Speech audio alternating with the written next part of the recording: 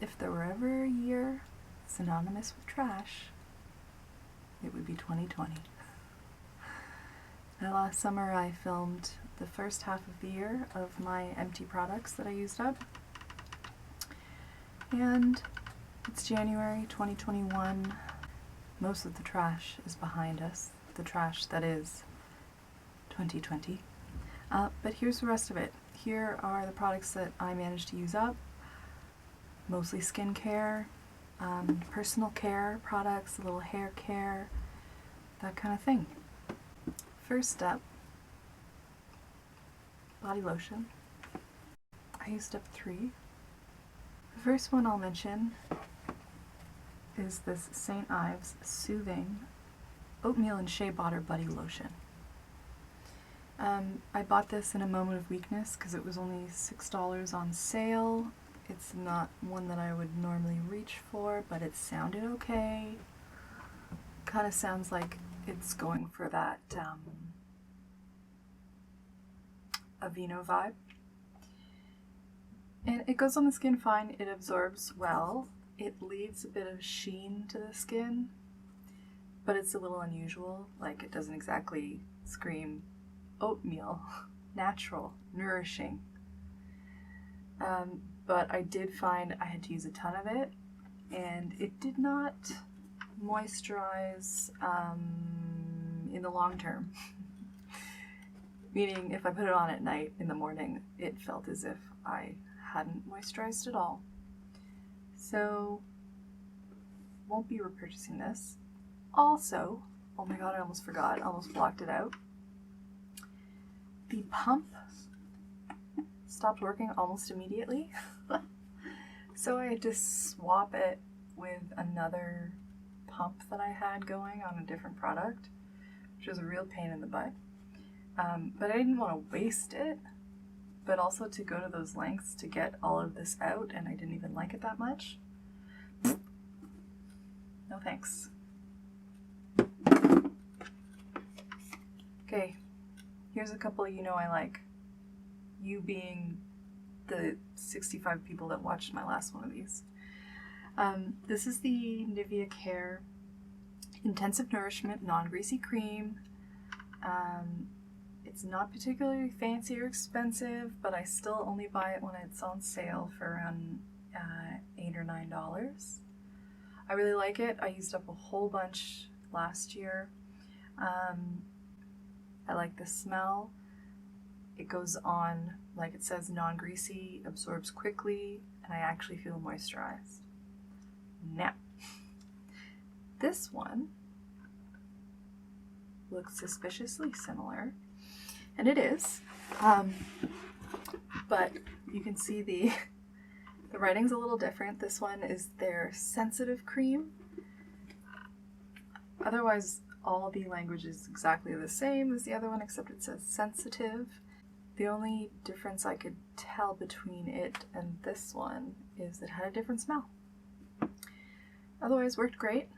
It is not a smell I like as much as this one. However, this one I was able to pick up for $4 at Dollarama. $4 Dollarama. So I'm going to keep an eye out for it. Here's something else along the lines of same but different. Dove deodorants. Since last summer I have used 5. I talked about this in my last 2 empty videos. I really like this deodorant. It smells great. Doesn't irritate my skin. Generally keeps me dry and smelling nice.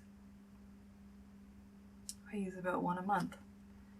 This one is almost identical, except I bought it in the Czech Republic. I bought it when I was there, and then I think it just became my travel deodorant. And so I only used it when I was traveling, which I did not do in 2020. So I think once I ran out of my last one of these, I just pulled this out of my travel bag because I might as well use it up. So yeah, this is basically the European version of this. Or in fact, this says it's made in Russia. But, you know, it's a Unilever brand. And It was almost identical, except the smell is a little more soapy, but I kind of like it. And this reminds me that I should mention a product that I don't mention in these videos, but that I use very regularly, go through them frequently, is Dove soap. So for my body soap, I just use the original Dove bar soap, the white soap, original fragrance, 1/4 moisturizing cream. I don't think to keep the box because, you know, it just goes with the soap in the shower and I throw it out. But just know I've gone through a bunch of those. And I like it. I like it much more than any other body wash I've ever tried or other body cleaning device. I bought this at the beginning of the year. I went through the shampoo pretty quickly because I use more shampoo than I do conditioner. And it was fine. I bought it because it's for sensitive dry skin, moisturizes the scalp, colloidal oatmeal, blah blah blah. Hypoallergenic, fragrance-free, everything free, because I was getting really flaky, sensitive bits of my scalp. It did not help. It kind of washed my hair. It was fine, but I'm not going to go out of my way to buy it again. And paired with it, I got this natural repair and color protection conditioner, argan oil conditioner.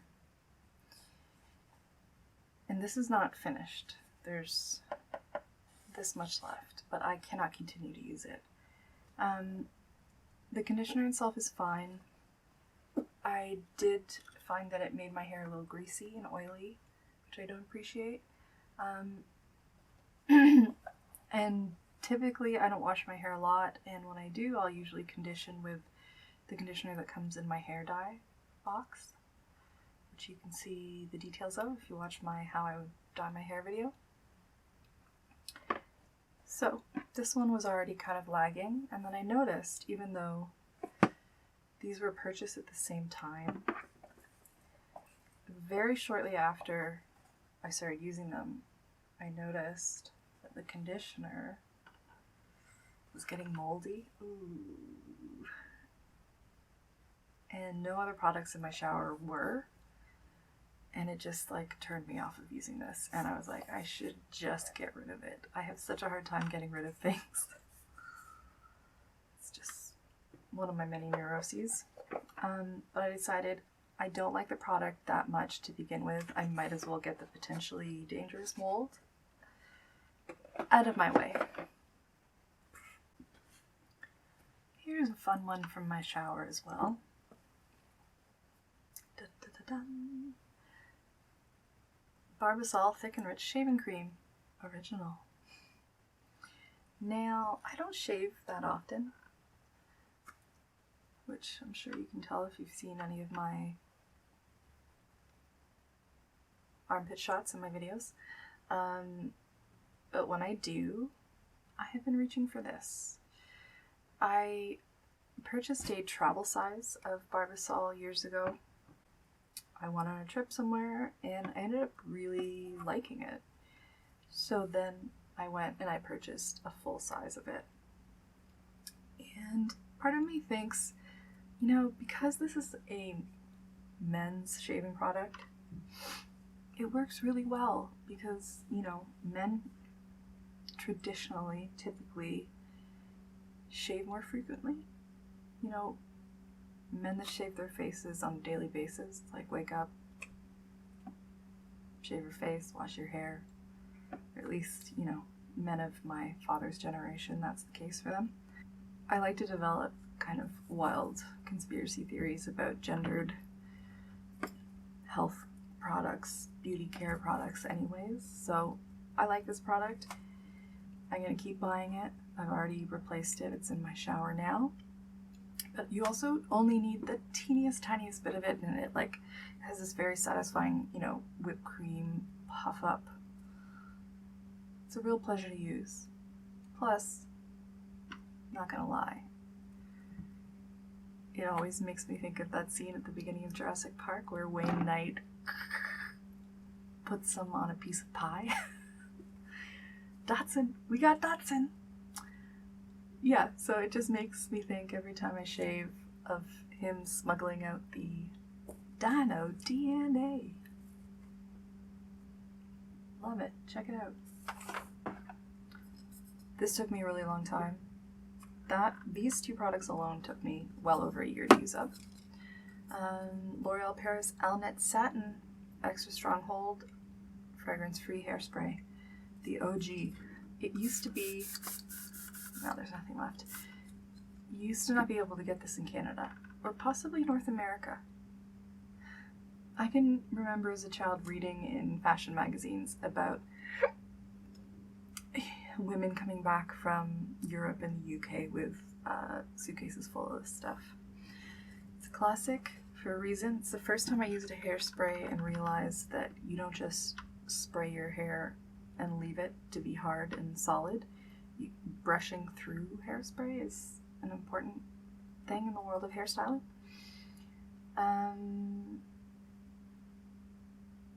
And that's one of the features of this. It says right on there, disappears at the stroke of a brush. It also just makes me feel really glamorous when I use it. And the mist, like when it sprays out, nothing's coming out, it's just air, is very fine. And so you don't get like a big squirt and splotch of hairspray on one spot of your head. So it's somewhat affordable, but I still will probably only buy it when I see it on sale. Love that.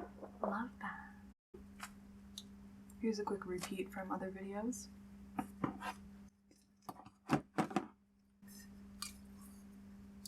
Get on the boat, banana boat. This is my favorite body sunscreen. This is the Banana Boat Sun Comfort in 30 and 50 SPF.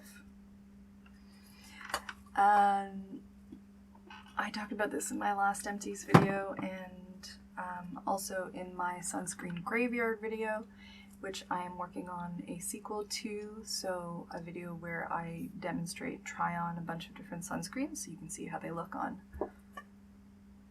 a ghostly white person. And yeah, even though COVID kind of threw a wrench in the year, I was able to spend a lot of summer at my cottage, and so I was still going outside swimming on a regular basis, so I did go through 2 of these. Definitely going to repurchase. So in that same vein, from that same exact video, I finally used up a bunch of sunscreens that I featured in my sunscreen graveyard. So that video was demonstrating just how certain sunscreens performed, but also sunscreens that I just couldn't stand but couldn't get rid of and I was trying to use up. Hence they were sitting in a graveyard of sunscreen. But here's a couple I didn't like that I did manage to finish. So this is the Neutrogena Sensitive Skin Broad Spectrum Mineral Sunscreen and the Shiseido Ultra Sun Protection Lotion 50 SPF. Both not terrible. Used them up mostly on my body at the cottage when I wasn't being seen, but in terms of wearing these as sunscreen under makeup, wasn't gonna happen. Again, you can check out that video to find out the deets. But these 3, however, these were featured in the Japanese and Korean section of that video. The first, this is the Etude House Sunprise Mild Airy Finish SPF 50. This is a Korean sunscreen. This is very lovely. It disappears into the skin, looks like nothing. It's a hair too dry for me, but is nice under sunscreen, or sorry, is nice under makeup if you prefer a sunscreen that gives you a more matte powdery finish. Beautiful, finished it up. The OG Bioré Watery Essence. This is a really good foundation. This is the ultimate, doesn't look like anything. Leaves your skin pretty well moisturized. But, what did I say in that video? It almost has like a bug screen. Bug screen.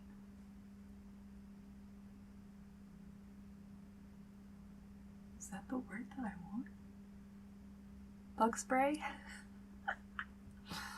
Vibe, in my opinion, because there's obviously alcohol in it to keep it from being greasy on the skin.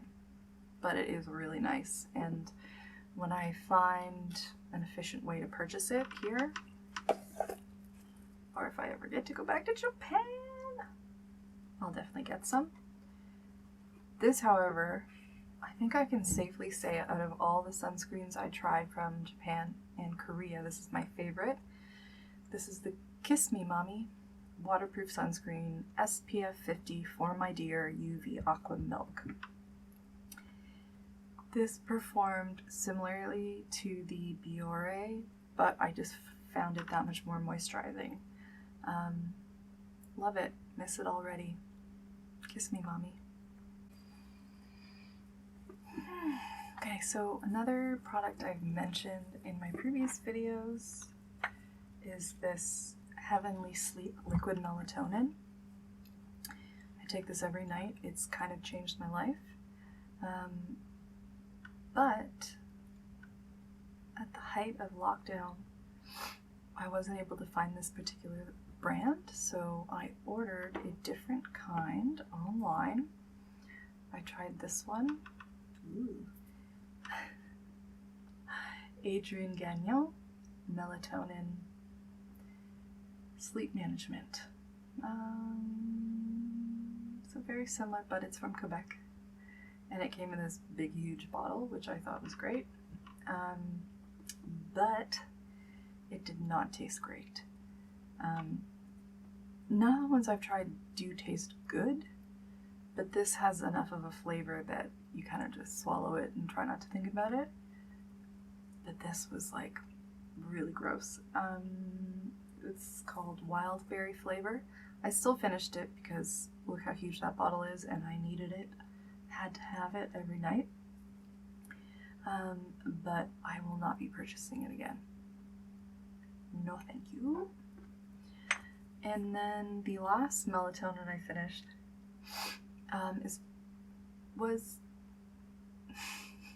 the last melatonin I finished is Nature's Bounty Liquid Maximum Strength Melatonin. And this was a cherry flavor, and I have to admit, it tasted pretty good. And what's nice about this is that I was able to find it at my local Shoppers Drug Mart, and it's similarly priced to this one, the original one that I usually go back to. But this I have to get at the health food store. So when I'm not able to get this from the health food store, it's nice to know that Shoppers has my back and has this. Comes in a plastic container, which isn't as nice as the glass, but in a pinch, I'm happy to have it. So these are great. I'll be going back to those. Adrien Gagnon, mais non. I'm gonna do makeup quickly. First, quick and easy. RIP to 2 Real Techniques Miracle Complexion Sponges. These are so dry and crusty. I'm glad I'm throwing them out. Like I said, I try not... Excuse me. Like I said, I am bad at keeping things for too long. Good at keeping things for too long. Bad at getting rid of things when I should. But with these, they get really dry and crusty. This one I put a nail through, probably to tell me, no Vita, don't do it, don't use it again. Don't do it. So yeah, and it's a good thing to do to be hygienic with sponges, because not only do they have the makeup going into them, but because they spend most of their lifetime damp and wet, it's a breeding ground for bacteria, so they say. Okay. So these products, I'm just getting rid of them because I should. This NYX Vivid Brights Color Cream, it's like a cream eyeshadow base. It just dried up and it's basically unusable. Unfortunately, these don't last too long. I use this to color some white cream makeup blue for my Blue Jungle Birch video. Check that out if you haven't already. Oh, this is so gross. This Maybelline Fit Me Concealer is much darker than it should be. I'm gonna stop using it. It's turned. Speaking of turned, ugh. Blech. Why do I do this to myself? This was the Becca Luminous Skin Color Ultra Sheer Foundation SPF 25. This I bought from Winners so long ago. Like, before anyone here really knew about the brand Becca. I had heard about it because I stan Sam Chapman. And she used this very product, and I stumbled across it at Winners when I used to go there regularly, just trolling the makeup section. Trawling. But, like, it's separated, it's dark, it's so effing gross. I used it a few times. It is really nice. It's like a tinted moisturizer, but obviously I didn't use it enough. And, oh god. Looking at the label now, it only had a 9-month shelf life. Or 9 months once you open it life. I've had it for years. It's fit for the pit. These next makeup products, I am happy to say that I actually used up. This I've shown before. This is the Revolution Conceal and Define Full Coverage Conceal and Contour Concealer. I use the shade C1. I think this is the second or third I've gone through. I've got one more in my stash. I love this concealer. I don't think of it as full coverage. I'd say it's maybe medium. And it's moisturizing and it feels nice under the eyes. And I love it. This I'm a little bit more nostalgic about because they don't make it anymore. This is the L'Oreal Voluminous Power 24 Hour Black Smoke Mascara. What I liked about this mascara, actually I could probably still keep using it, but I shouldn't. It's got that smell, that mascara smell that tells you it's old. This is a long-lasting but not waterproof mascara. Love that. Those are rare to find.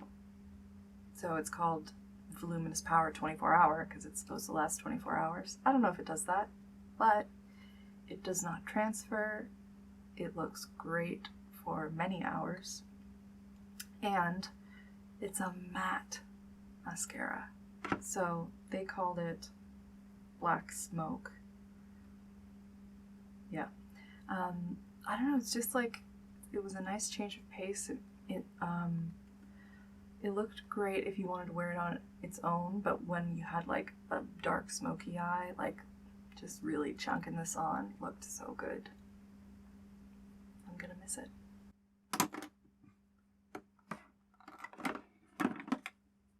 Finally, I finished an Urban Decay Chill Makeup Setting Spray. I don't use makeup setting spray that often. I suppose this year I managed to finish one because of COVID, because wearing a mask, even though I don't really worry too much about my makeup staying in place underneath my mask, I was experimenting a bit with, you know, more powder, and then extra powder was making me look dry, and so using this on top of it. I've never used the all-nighter from Urban Decay. I don't know if it varies. I always go for the chill because it's supposed to be for dry skin. I feel like they're both liquids being sprayed on your face. Like, how different could it be? But it's this cooling and hydrating that really sold me on it the first time. I think this is the second one of these I've gone through because I run hot. I'm a bit of a fiery furnace, and especially my face gets quite warm. So I like that. I can't speak to its like absolute efficacy. I have used it.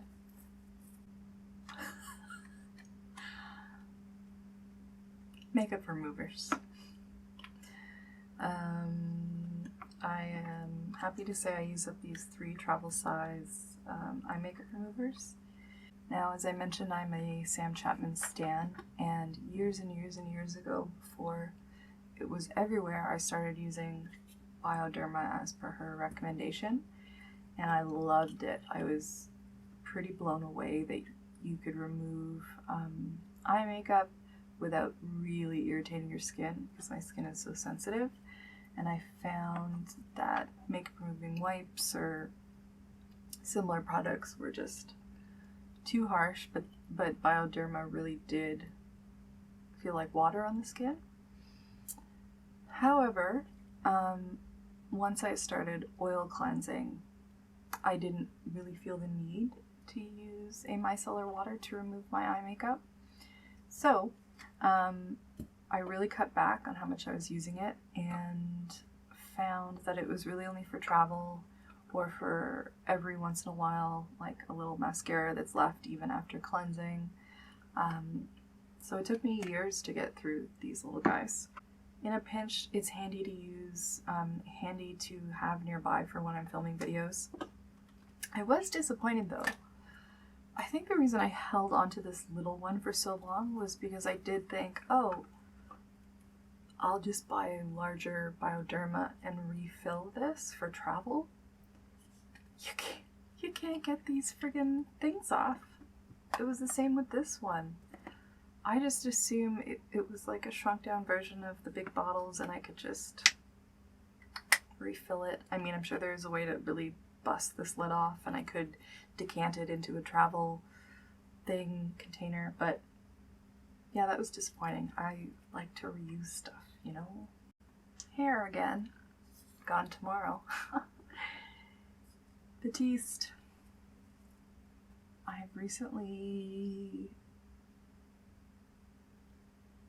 experimented with bang trims during lockdown in between haircuts, and so have been using a lot more dry shampoo, and ran out of the full-size Batiste and had one of these travel ones.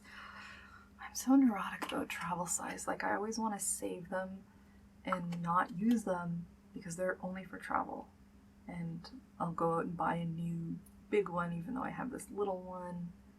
2020 threw that theory away. So I was like, you know what, F it, I need it, I've got it, it's little, it works. So I used it up. This, however, is not little. It's hard to see. This took me years to go through, which sounds gross. But this is a large container of hair cream. And this is another situation where I stopped using it because it changed color and the consistency changed enough that I knew it's gone off and I shouldn't be using it anymore. But this is the Kevin Murphy Easy Rider Anti-Frizz Cream and Flexible Hold. I do not use a lot of products in my hair, period. One, because I often don't find the need. Like, I find it's just more money and more stuff being put on my hair that isn't necessary. And in recent years, the hairstyles I've had haven't necessitated it. Yeah. But in the past, when I've worn my hair like really shagged and layered, I've liked to put a little bit of this through and scrunch it up when it's wet and let it air dry. That's mostly a summertime thing for me. So at the end of this summer, I did use this to the point where I thought, nope, shouldn't use it anymore, and I got a new one. And yeah, I've always really liked it. It doesn't feel greasy on the hair, but even though my hair is very straight and just kind of like, that's my hair, especially in the fall and winter, so currently, but in the spring and summer when there's that little bit of humidity coming back into the air, and in the summer when it gets really stanky, it's the best time for my hair. I feel like I'm the only person in the world that wants their hair to be humid and wet and frizzy. Not wet, but I don't mind if my hair gets wet because then it might like scrunch and be voluminous and wavy. So this is what I would scrunch in my hair. Great explanation, huh? Okay, all that's left is skincare. And by that I mean, not gonna beat a dead horse. I have a whole video on Province Apothecary. Please check it out. And I've, in my last Empties video, just counted out how many of these I've used up. But since last summer, I've used 1 face serum, 1 face balm, and 1 lip balm. I have reordered all of these. That's that. However, let me explain why I've only used 1 face serum in the past 6 months. It's because of this bad boy. This is the Yay for Earth Sensitive Skin Face Lotion. The only ingredients are olive oil, beeswax, shea butter, and pomegranate seed oil. Nature on your face is what this says. So I purchased this at Likely General, which is my friend Brooke's store. Everybody go there. And by that I mean buy stuff online and then go and pick it up there. And I had heard about this product somewhere along the lines online, and actually saw my girl AliX mention it or use it, or both. Yeah, in her video where she dyes, when she bleaches her eyebrows, which is great, check it out. She uses a bit of this as like a barrier cream, and it is an all-natural face cream. I find it's like, if I had to equate it to a Province Apothecary product, it would be this protecting and restoring face balm, and that it is a solid face cream that is a beeswax and oil base, essentially. However, it is not as solid as the face balm, which is good in a way because you don't have to like warm it up so much before actually putting it on your face. However, I think that's because there's more olive oil versus more beeswax, I'm guessing. So I was essentially using this in place of the face serum that I would normally use on the daily all summer, and it's great. It definitely moisturizes and won't irritate at all. I did find though in the end that it just didn't absorb and settle into my skin as well as these 2 products, but you know, lasted an incredibly long time. I'm used to this 0.35 of a fluid ounce of this face balm, and this is 4 entire ounces. So it lasted me 6 months, essentially, of using it every day, which is amazing. And for people who are looking for completely natural, clean products, go for it. I might buy it again in the future, perhaps, but these two just have been working well for me. So it's an alternative, but it's not a replacement. Yay for Earth. Here's a fun one. I used up a little bitty Bite Agave lip mask. This is a gorgeous lip balm. I don't think I've ever talked about it before. And it's been reformulated because Bite Beauty has committed to making all of their products vegan. Because this was made with beeswax, it was not vegan. So I've heard people really complaining that they don't like the new formula as much. I haven't tried it yet personally. A little bit really goes a long way with this stuff. You can see I used it right up to the end.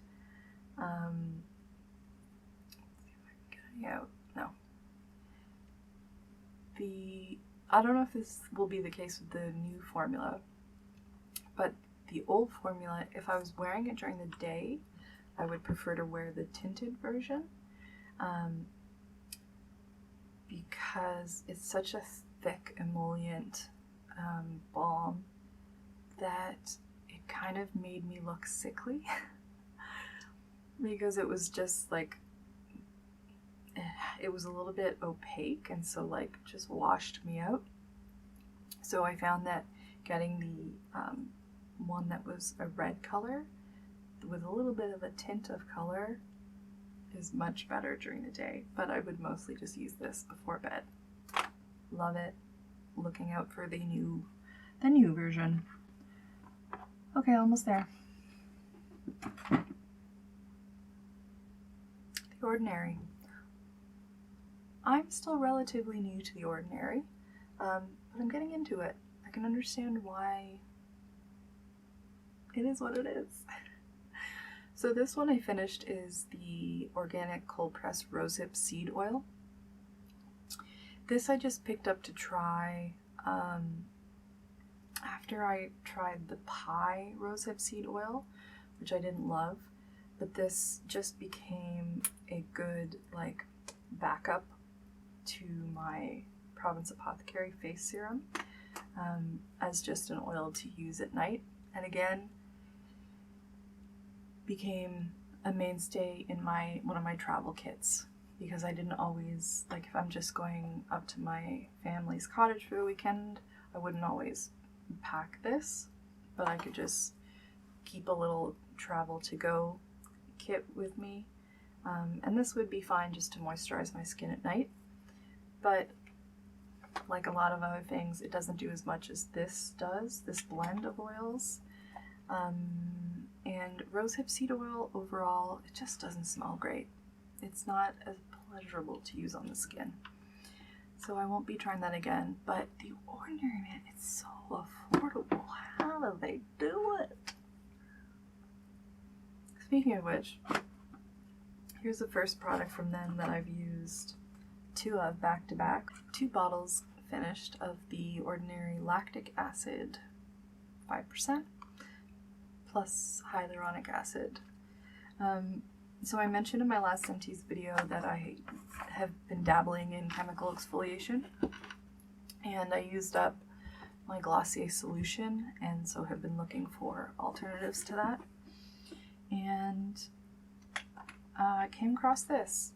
It's so affordable. I feel like one of these is less than $10 maybe. Yeah, and gave me similar results to using The Ordinary. The only thing as to using the Glossier solution, the only thing I don't love is it comes in a dropper bottle, which is a little awkward for the way that I apply an acid. I use one of these reusable cotton pads. So I have since emptied it into one of those push top bottles, you know, like you would see at salons for nail polish remover or acetone or something. And yeah, I don't use it every day. I'm trying not to exfoliate every day. Although I found, I don't know if this is just a COVID thing, being inside so much. My skin is really dull. I'm having to, or I'm deciding to exfoliate more. But, yeah, this has been working great. You can't beat the price. I've been just ordering online and picking up curbside.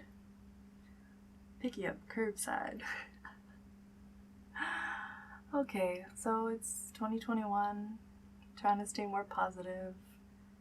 Maybe I'll use up more actual beauty products. Let me know if this is interesting or helpful. I know it's helpful for me. It's like an accounting of what I've actually practically used as I stare over here at this like stockpile of makeup and products. But yeah. Thank you so much for watching. If you haven't already, please subscribe. It helps me out a lot when you do. Okay, that's it. Bye.